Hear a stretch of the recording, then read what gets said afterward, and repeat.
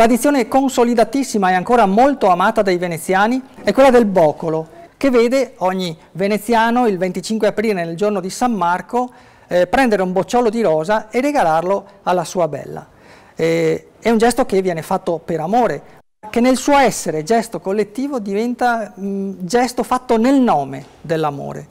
E ha alle spalle una bellissima leggenda che narra di un tempo lontano, di un'altra Venezia e di una ragazza, Maria Partecipazio, di famiglia nobile e talmente bella e con una luce talmente profonda negli occhi da essersi meritata l'appellativo di Vulcana. Tutti in città sono innamorati di Vulcana, ma Maria i suoi occhi di fuoco, come nelle migliori storie d'amore, li ha per un unico uomo, che, come nelle migliori storie d'amore, è l'uomo sbagliato.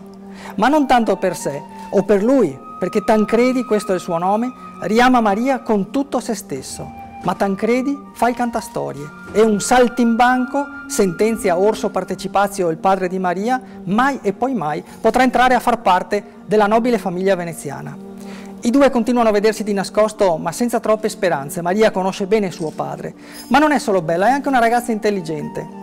E un giorno che incontra Tancredi di nascosto, crede di aver trovato la soluzione e gli dice: tu devi partire e arruolarti coi paladini di Francia, che stanno combattendo ora ai confini della cristianità. Io ti conosco il tuo valore, io so che tu ti ricoprirai di gloria e so che a quel punto mio padre non potrà più rifiutarti la mia mano. Mio padre non potrà rifiutarti più nulla. Tancredi è innamoratissimo di Maria, non ci pensa un solo istante. Molla tutto e davvero raggiunge i paladini di Francia. E che soldato è Tancredi? Lui è il primo a lanciarsi nella mischia. Lui combatte con una foga che gli altri non possono conoscere, perché lui combatte per qualcosa di più.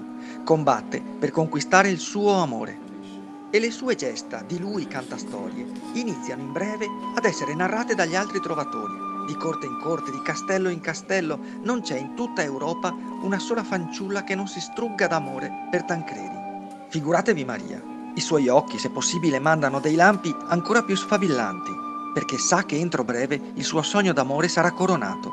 Però passa un mese e poi ne passano 2, senza che dai Pirenei giungano notizie, finché una mattina molto presto, non annunciati, fanno il loro ingresso in città i paladini di Francia. Immediatamente, con un rapido passaparola, sono centinaia, migliaia le persone che si assiepano lungo le calli e lungo le rive nel tentativo di vedere questi esseri sovrannaturali che sono assunti ormai al rango di semidei più che di esseri umani nell'immaginario collettivo. E passano tutti, transitano all'interno delle loro armature sfavillanti, questi giovani guerrieri. Orlando, Rinaldo, Ruggero, Brandimarte. Ma Tancredi non è tra loro. E i paladini, che tutti pensavano diretti a Palazzo Ducale, invece fanno una deviazione verso Ca' Partecipazio e chiedono di essere ammessi al cospetto di Maria. E davanti alla ragazza è Orlando che prende la parola e le dice: il tuo Tancredi non c'è più. Lui che ha combattuto con noi 1000 battaglie, lui che ci ha salvato la vita, che era il primo a buttarsi nella mischia, è rimasto isolato nel corso di uno dei nostri ultimi combattimenti e prima che potessimo raggiungerlo è stato trafitto da una lancia.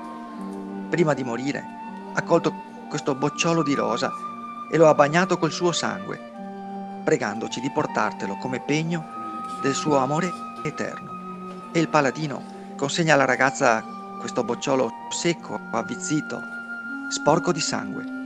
La ragazza prende la rosa, se la porta al petto e in silenzio si ritira nelle sue stanze. E per tutti è chiaro che non ce la farà.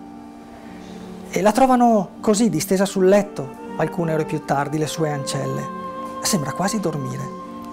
Ma una cosa è avvenuta nel frattempo, perché quel bocciolo di rosa secco, avvizzito, macchiato di sangue, è diventato una vera rosa vermiglia, rossa, viva, perché vive dell'amore che c'è tra i due giovani, perché l'amore è quello, non può mica morire.